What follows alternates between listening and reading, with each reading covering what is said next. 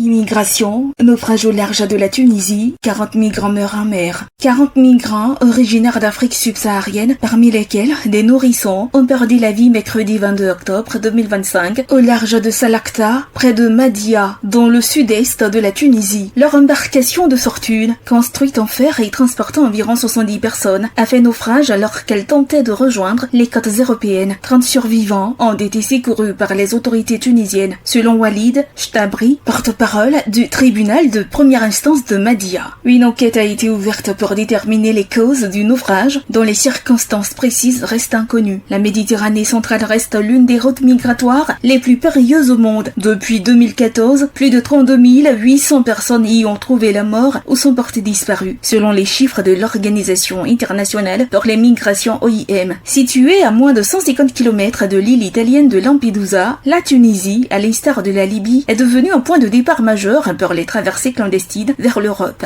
En 2023, un accord a été conclu entre la Tunisie et l'Union européenne visant à renforcer la lutte contre l'immigration irrégulière. Depuis cette entente, les départs à partir des côtes tunisiennes ont connu une baisse significative, bien que la pression migratoire demeure élevée. D'après le Haut Commissariat des Nations Unies pour les réfugiés, HCR, près de 56 000 personnes ont atteint les côtes italiennes depuis le début de l'année 2025, dont près de 4 000 en provenance de Tunisie. Face à cette situation, les autorités tunisiennes ont intensifié les opérations de démantèlement de camps de fortune, en particulier dans la région de Sfax, devenue un point de transit important. Fin mars 2025, le président tunisien Kais Saied avait exhorté l'OIM à accélérer les retours volontaires des migrants vers leur pays d'origine, alors que la gestion migratoire reste un enjeu politique et humanitaire majeur pour la Tunisie.